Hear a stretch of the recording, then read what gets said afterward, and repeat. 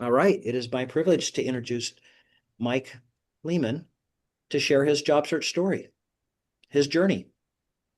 Thanks, Mike. It's all you. All right. I'm looking for my spreadsheet. Give me a second. Um, it's been a long journey. It was probably about June of last year that we were notified the company was going to restructure again for the second time in 2 years, and for the fourth time in 5 years, something like that. It's constant. And this time, the rumors were that my group was, you know, being looked at. So during the other restructures, I hadn't worried, but this one, the rumors were such that I was a little worried. And then they notified us in July of last year. There's 36 of us that were reduced. And they gave us 3 months. So July, August, September, and October 1st was to be my last day. Um, so it's been 11 months since I was notified that I would have to be finding a new job. Um, I didn't start looking in July. I was just too, I don't know, just upset that I had to be looking for a new job just after 3 years. And I started looking in August of last year. And so it's been from August of last year, that puts me at 10 months to find a new job. I did not anticipate taking that long. Um, I'm pulling up my spreadsheet here. I applied for 122 different jobs.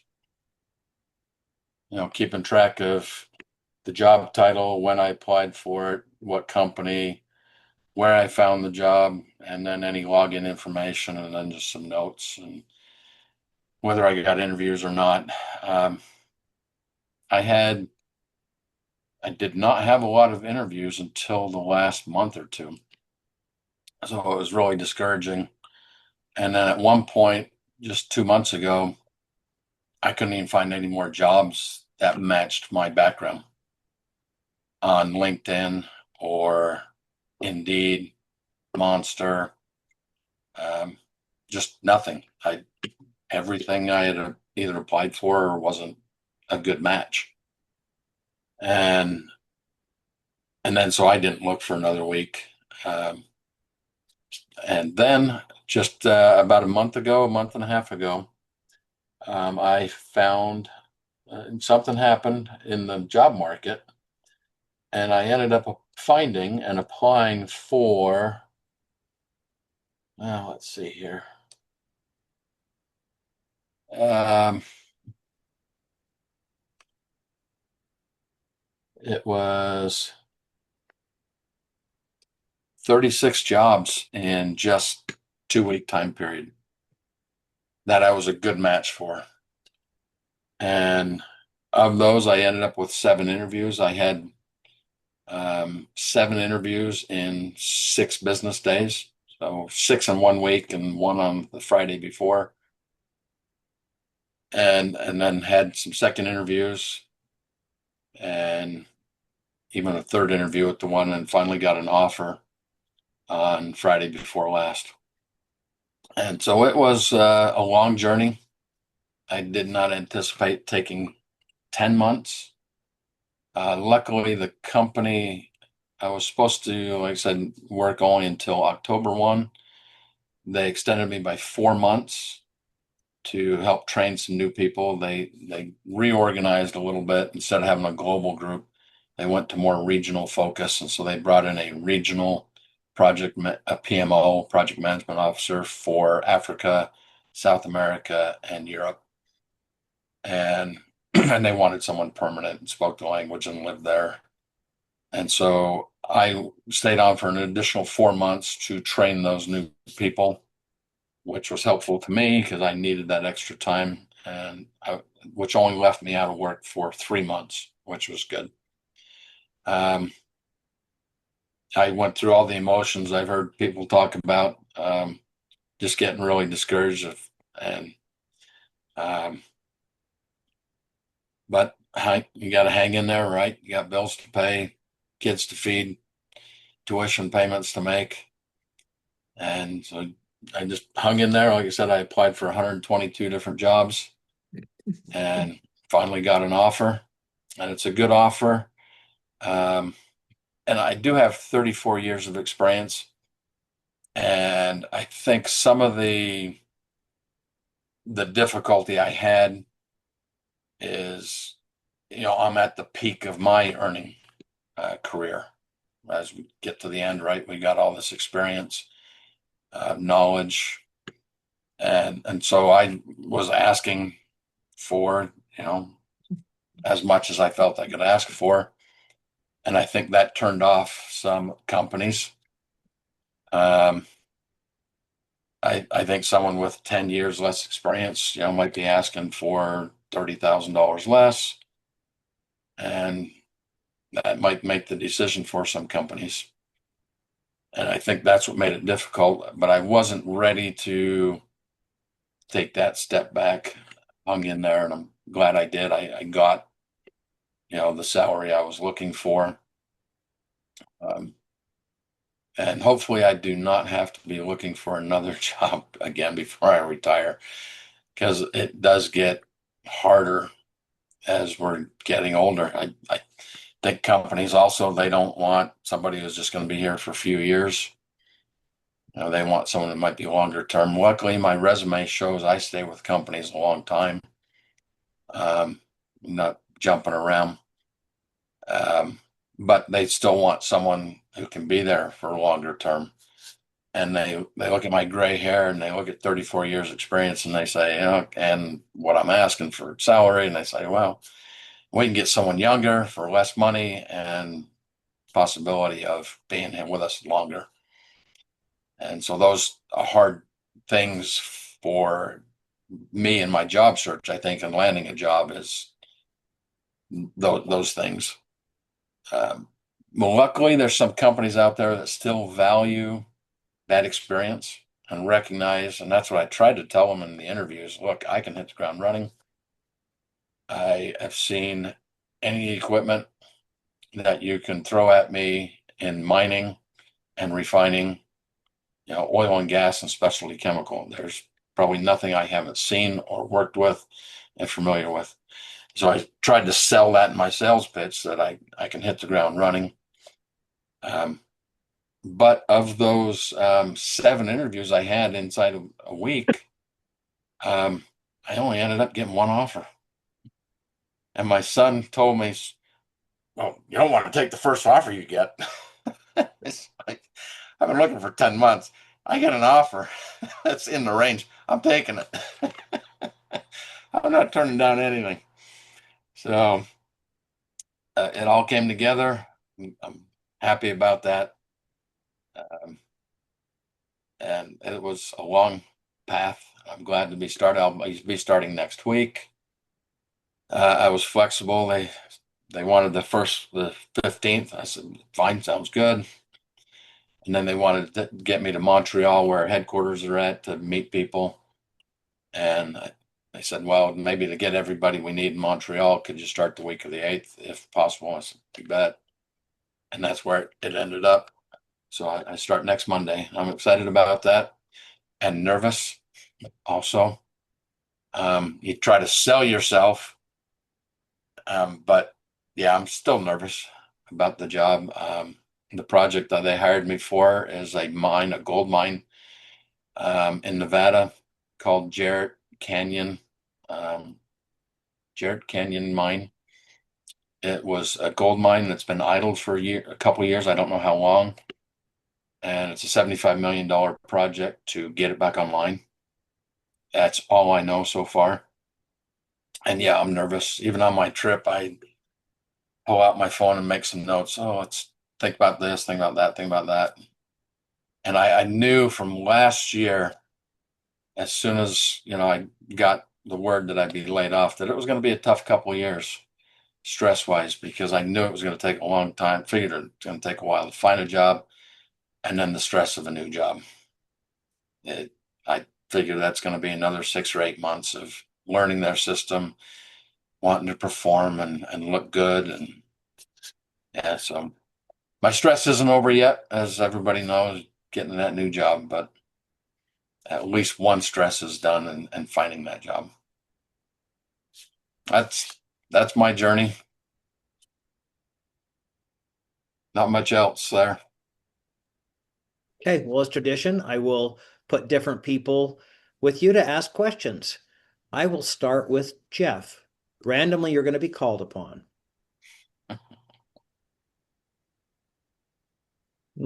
How did you navigate that stress? You talked about that a lot. How did you navigate that through this and preparing for that? And also knowing starting a new job, it's going to be a different type of stress, is trying to perform, because I think that's kind of where I'm at with different things. Yeah, some of it's distraction, right? When I'd get up in the morning, I'd tell Alexa, "Hey, Alexa, play these songs I got." My wife and kids are tired of it because every morning that's how I started my day, with some of these songs that were just relaxing to me and were uplifting. And and then throughout the day I'd play them, and then the evening when I in bed I'd say, "Alexa, play these songs for me." So, like I said, the family is sick of hearing that, but that helped me because that those particular songs just kind of relaxed me and helped to release some of that stress. So that was some of it. I kept busy around the house. I got a lot of things done, and my to-do list I made a master to-do list, and I'd get up and say, or tomorrow I'm going to do A, B, C, and D, and that gave me the feeling of accomplishment that I accomplished these things. I finished up my basement that I've been working on for 2 years, um, and just lots of things around the house. So doing those things gave me a feeling of accomplishment, and yeah, and being unemployed, it's not as if you go on vacation, right? You don't know. I was given a severance, but you don't know how long you need it. So you've got to hoard your money as much as you can. So we didn't go on vacation to relax and unwind. Um, so those are some of the things. Yeah, the music and just kind of keeping busy. I would work just in the morning looking for jobs, 2 or 3 or 4 hours, depending if I was finding things and how long it took to apply for some jobs. And then the afternoons were usually working on the house so that I could feel good about I was getting some things done. And then when it got warmer outside, I can go out in my yard and get my yard looking better. So those are some of the things I did. Thank you. Okay.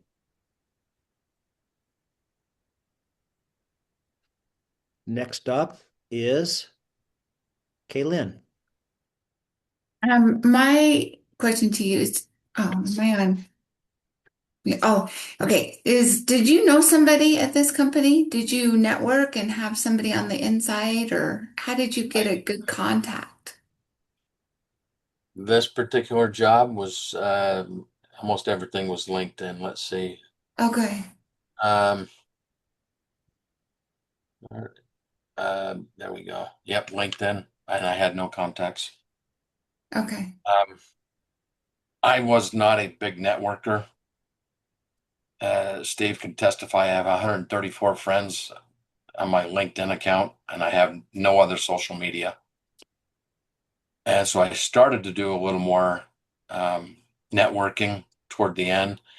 I did have a job interview with WSP, which is a multinational, very, very large um, capital project firm, 65,000 employees.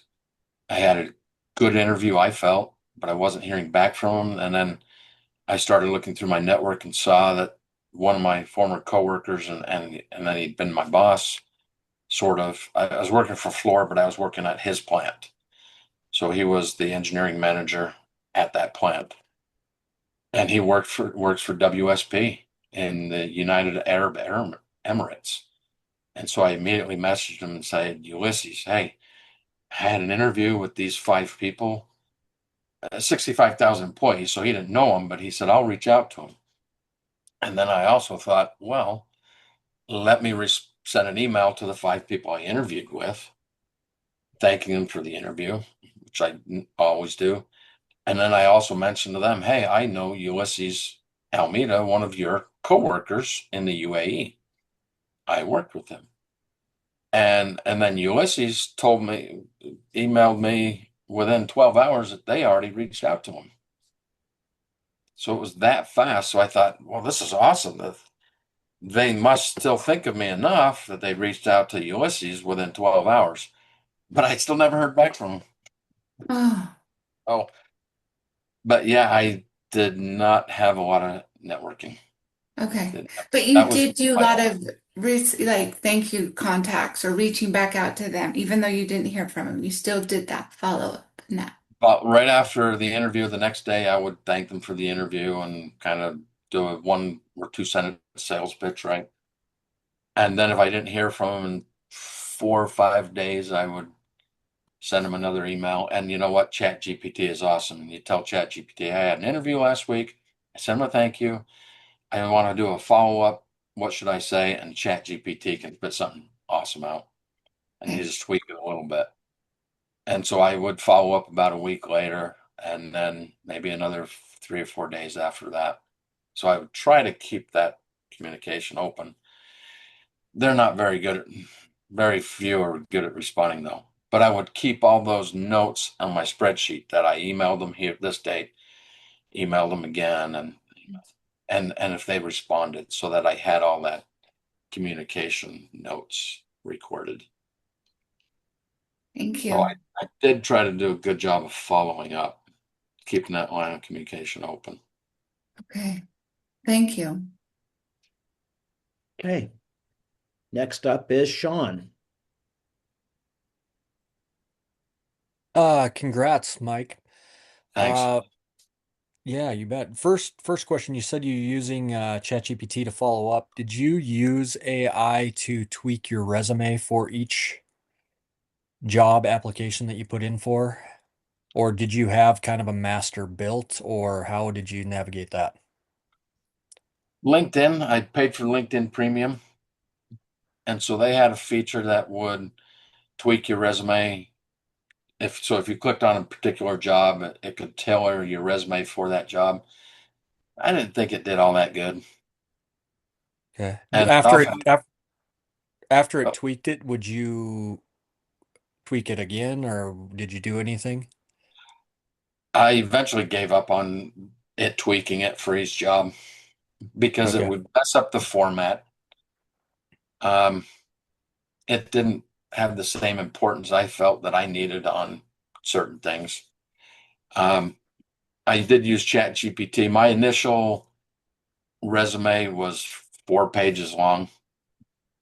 And when I put that through Chat GPT, it really helped clean up that first resume. And then Steve was very helpful to modify the resume for today's, what is it?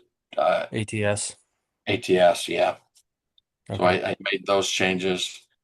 But yeah, I didn't feel that LinkedIn tailored my resume that great for each job offer. And so I just did that myself Yeah. because I was looking fairly focused in my job search.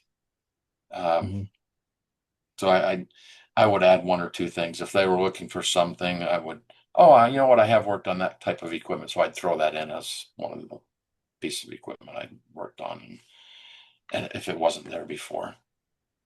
I was searching anywhere from a senior project manager to a capital project director, um, or PMO, any of those type of positions. I ended up with a senior project manager position, but I'm still in the pay scale that I wanted.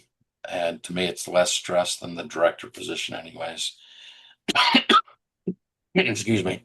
And at at my point in my career, I'm not looking at climbing the corporate ladder.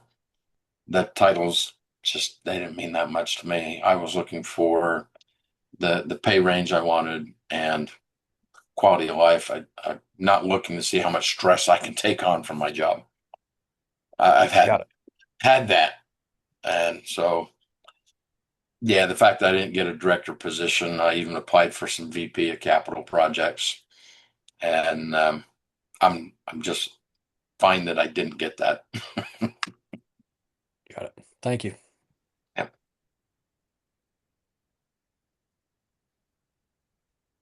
Okay, next up is Christine.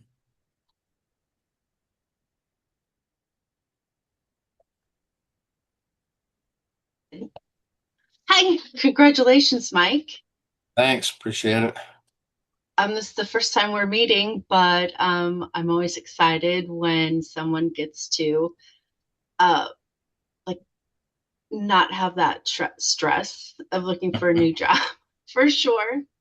But I was going to ask you, so you said that you worked in the mining industry, and that's just where I got laid off from, is FL Smith. So. I applied for multiple jobs with FL Smith. So yeah, they kind of restructure, kind of like your last position, they restructure like every so often. But what company is it with up in Montreal? BBA Consultants. So it's an Okay. employee-owned company, only 1,850 people, so not very large. Um, One of their questions they threw me for a loop in the interview is I spent a decade with Fluor, which is a multinational projects company, very large, internationally recognized company. If you got $1 billion project, Fluor would be one of the people you would call for their expertise and abilities. And so BBA, they in an interview said, "Why would you want to come with us?"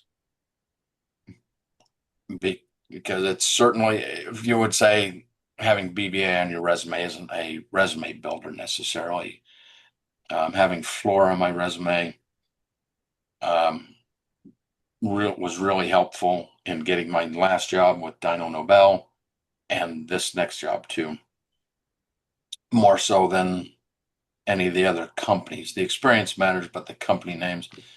So they asked me, "Yeah, why do you want to come with us?" And the I just told them, I said, "Hey, my first company was family owned, and it was a good environment, and it's a unique environment than any of the other large corporations I've been with."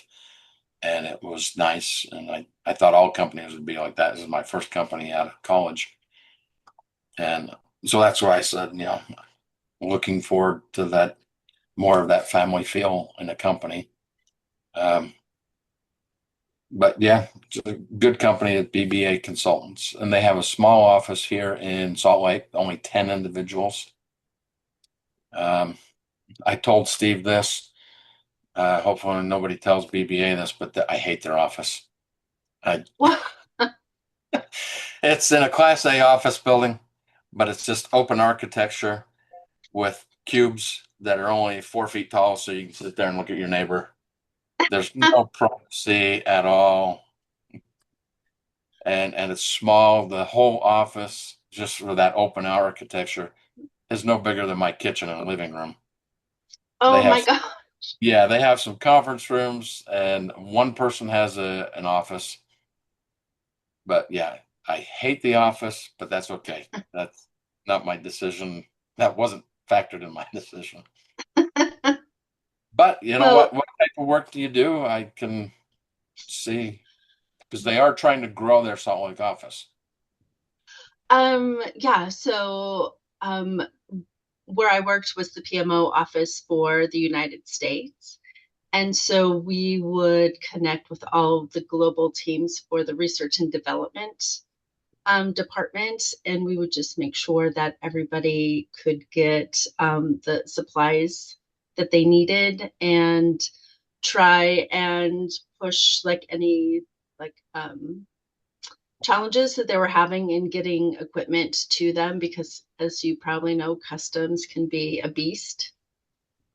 So, and yeah, that's what I did. And it was really, if you ask anyone that worked at FL Smith, they always have the same reaction. It's different.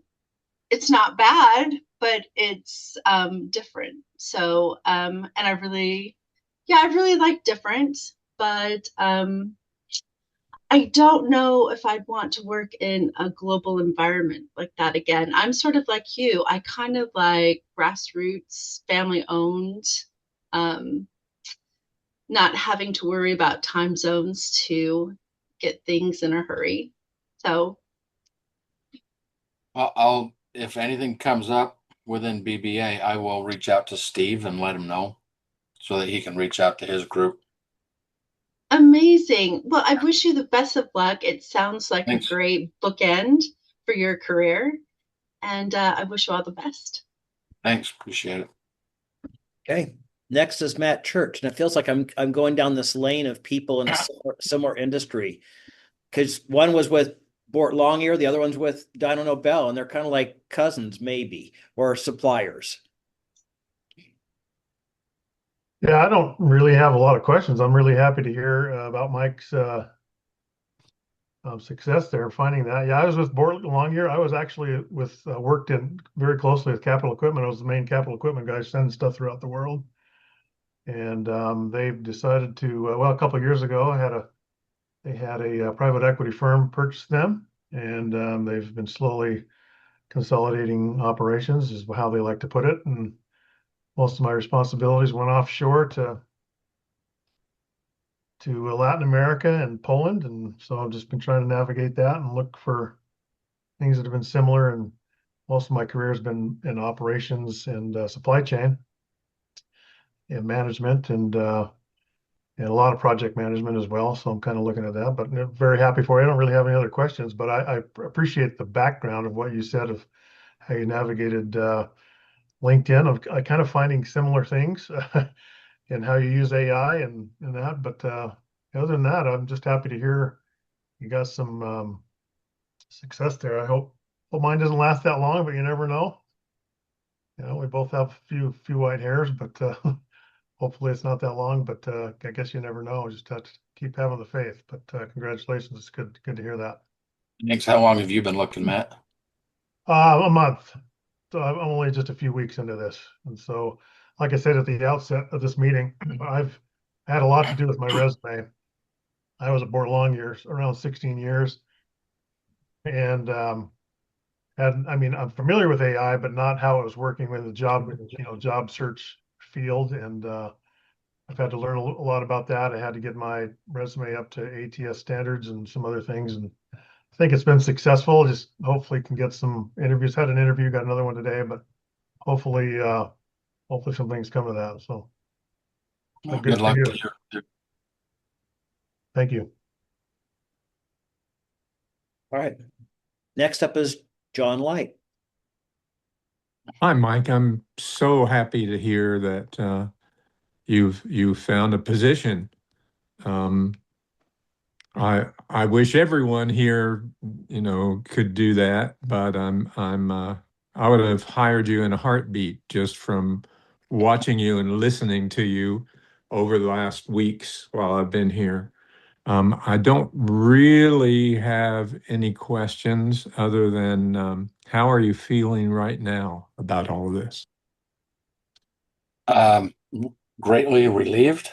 A little bit nervous, not overly anxious because I have seen a lot of the experience, but yeah, a little bit of butterflies about the new job. I understand. Yeah, but more relieved than anything else. Good. Yep, I didn't let it bother me on the cruise. Like I said, during times when we just didn't have much to do, I sat down and I'd make a few notes so I wouldn't forget it if something had popped up in my mind. But yeah, it didn't overly worry me. I had a great time on the cruise, and yeah, Yeah, I'm just a, Did you find sometimes you would just need, when seemed like they were closing in, that you just had to stop and tell yourself it's going to be okay. It'll be all right. Yeah, definitely. I was laid off in 2013, and I had 6 kids at home and mortgage payment, and that was very, very stressful. This time, my kids are all grown. By and large, they need a little help, but I don't have to support them. And my mortgage is paid off. So that stress wasn't there. So I greatly enjoyed the 3 months of not working. I just a little bit shy of being able to retire financially. Um, and that was an option. I could have retired, but I just a little bit short. I need a few more years, I think, to have a little more financial security in retirement. So yeah, the stress wasn't there like it was in 2014 when I was unemployed. Um, but yeah, it was there a little bit, but not too bad. And the last time when I was unemployed, took me 6 months to find a job too, and I did not enjoy those 6 months. This time, I liked those 3 months. I understand. I can handle retirement, just not quite financially ready for it, but I had a good time from that perspective. Just getting so much done and around the house and being able to do what I wanted with my time. Um, yeah, so it wasn't as bad this time. Good. I would have to keep telling myself the words to an old song from years ago that were said, you may not have all you want, but you've always had enough. And I've never seen the righteous forsaken nor their seed begging for bread. Right. Yep. Yeah, and luckily, it's worked out for me. I'm glad. And that's one thing I didn't tell any potential jobs that, hey, look, I might be able to retire in 2 or 3 years. They wouldn't hire me for that, but that's neither here nor there, right? Right. All right. Thank you, Well, Joe. John, it was good Oh, getting to know you. I've seen you the whole time I've been here with Steve, I think, right? Yeah, I'm not sure. Yeah, I've been here for weeks. I didn't reach out to Steve. Dino Nobel hired, job coaches for us, but I didn't until my last day, which was, let's see, end of February or end of March, one of those two. And then I reached out to Steve because I had been looking for those 3 or 4 months and wasn't having any success. And so it was good to reach out to Steve to take care of that ATS compliant or ATS friendly resume. I think that helped. And so that's when I started joining this group. My wife laughs at me, but I call this my weekly AA meeting because that's how it felt like the first time when I joined. I said, "Hi, I'm Mike, and I've been unemployed for 2 weeks, and I need a new job." it has been called. It has been called. It has been called that. It has been called. Okay. It's the That's AA for job seekers. the AA support group for job seekers. All right. Next up is Tommy. I got in trouble with my wife when I called it an AA meeting. Congratulations on your job. My Thanks. question was, you said in the last 2 months you started getting all these job interviews. Do you know what changed that caused the interviews to show up? I don't. I was still applying for the same type of jobs. Maybe it's the sheer numbers because, like I said, I found 36 jobs in 2 weeks to apply for. Um, my resume had been ATS compliant for the last 3 months. Yeah, so nothing really changed. And maybe the job market with all these jobs popping up. I don't know what happened that all of a sudden they were there, but I myself didn't make any changes to my resume or any other changes. Okay, thanks. Maybe the job market shifted to an employee market rather than employer market a little bit. Maybe. Okay, thanks, Tommy. Next up is John Ward. Hi, Mike. Congratulations. Thanks. Got a question about you said you were reaching out every single time. Did you ever reach out after being like denied, after going through a couple of interviews and being denied and asking for feedback? I didn't. Okay. Yeah, I'm just looking at how to approach that, if that's a good idea or not. And maybe you're not the right, obviously you're not the right person to ask, but just curious about that. Yeah. I don't think I have any other questions though. But congrats again.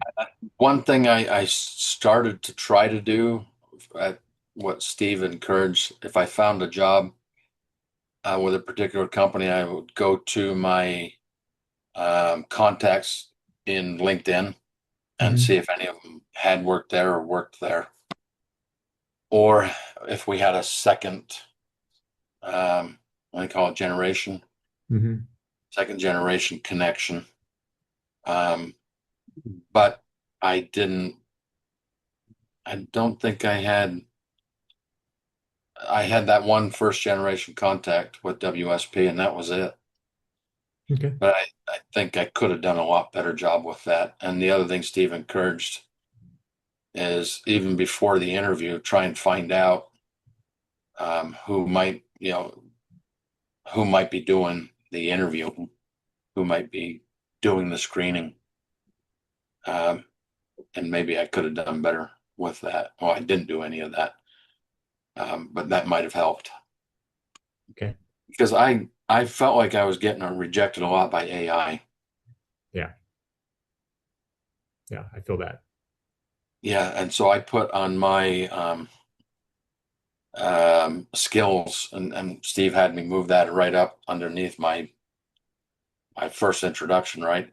The skills used to be at the bottom of the resume, and now they were the second thing, and I populated it with every skill I could think of, and some of the job sites would want you to put in your skills, and so I'd put in anything for project management, and that helped to spur some ideas of skills. And so I ended up with probably 30 to 35 skills listed on my resume so that the AI wouldn't kick me out if it was looking for a certain skill set.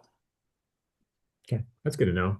Put those at the top and add as many as Yeah, and possible. maybe that is one of the questions for John. Maybe that is one of the changes I made in the last couple months, is to expand that skill set. It's like I said, 30 to 35 skills there listed on my resume so that AI wouldn't boot me out. Cool. Thanks, Mike. Yep. And John, you say you do data analytics. Yes, data engineering is my what I've been doing for the last 7, 8 years.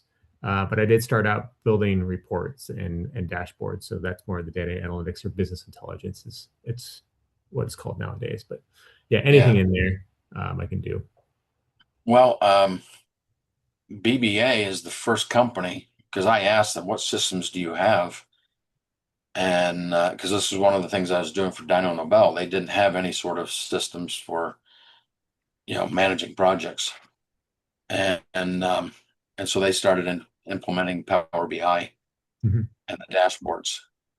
And so I asked that of BBA. They have a data analytics group, and are doing that. And certainly, if I find I'll be in Montreal next week, I think that's where the group might be at. But that's one of my big questions, is tracking all this information and the reporting. If there's anything I've done poorly in my career, it's been the reporting and communicating enough with my bosses And so to me, having someone doing that data analytics, because I do a really good job of tracking my projects information, Hmm. but not always taking the time to put together a report because it's so laborious, regularly. But new data analytics can do that for you because Yeah. I had everything. I had my schedules, I had my risks matrix and all that sort of stuff that the new data analytics can pull in. And so BBA has a data analytics group. Okay. And I'll take a look at them. yeah, yeah, it might be a possibility. Cool. Thank you. Okay. Thank you. Next up is Tammy. And let me back that up to John too. I can reach out. Dino Nobel really needs someone for data analytics for business information. I will reach out to one of my friends there who is part of that still, and see if they're looking to bring someone in, because I know that two of the people they got reduced in the global group, and so they're hurting for some data analytics.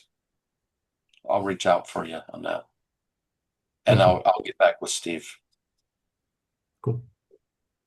Thanks, Mike. Yep. Next up is Tammy. Well, congratulations, Mike. Good job. Thanks. I don't really have any questions. I do have one comment, and that's I'm seeing on CVS Health, I'm seeing a lot of management, engineering, sales, and so on and so forth positions. If you go on there, you might want to have a look. That's all I have. Congrats again. Thanks. Okay. Appreciate it. And I have something to send out from Tammy. I haven't done that yet, but I do have something to send out on just job leads that she sent last week. Next up is Larry. Hey, how you doing?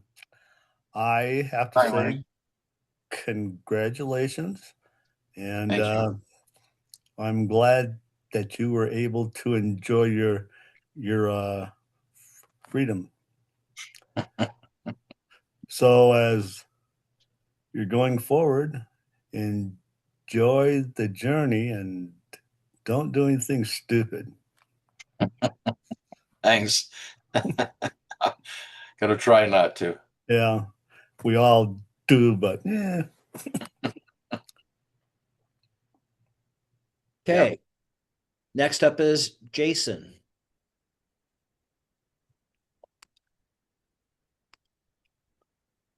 Where'd he go? I'm here somewhere. There you are. There you are. I found you. Okay. Well, congratulations, Mike. Thanks. Yeah, you've been here a little while, not too long, but it's been good seeing you. So you say you're going to Montreal next week. I mean, this isn't a well, or is this a traveling position, or are you going to be just working at the office you don't like? Um, as a project manager, I definitely need to be on site Right. as needed. I anticipate actually going out to the mine site at a minimum every other week for a day or two, um, which I don't mind. Gets me out of that awful office.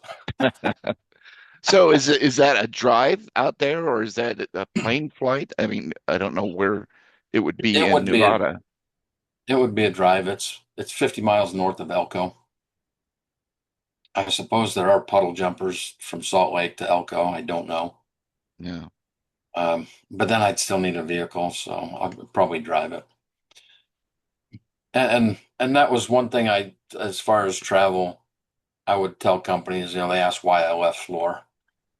And I told them because I was 100% travel for almost a decade. And I was only home maybe 40 weekends a year. Oh, And that's, and that was the company before you went with Dino Nobel. yeah. Right. Okay. So that was a Uh, voluntary separation. Yep. Yeah. And so I said that was just too much. I tell them my youngest son was graduating high school, and I realized I'd been on the road since he was in second grade. Wow. And I said, all right, that's too much. Right. And that's why I left. That was voluntary. Left, I know. But I did tell them, look, I understand as a project manager, I'm going to travel. I need to travel. Just 100% was a little too much for me. And they've said 20 to 30. I understand, when we're starting up the mine, I might be there on site for 8 weeks. But again, That's the kids aren't in the house now, so that's a different environment too. right, right. And I can come home on weekends, but it's limited duration. It's Yeah. not, I was gone every single week with Floor. And then probably work 12 weekends a year, if not more. So restarting this mine, is that just sound like an interesting project, an attractive thing to do? Uh, Too slow. That no, wasn't good. I wasn't being picky on the work. I Right. needed a job. Understood. But I'm just curious, is that I mean, because who knows? I mean, if it's just a pile of junk, it may be a hard job. Well, when they idled it, it was an intentional bring down. Spend down. So that means that they had time to shut it down, to drain your lines, to blow out your lines, to properly try and idle the site Right. rather than, hey, we're out of money, shut the switch off. That would create a lot more problems. Right.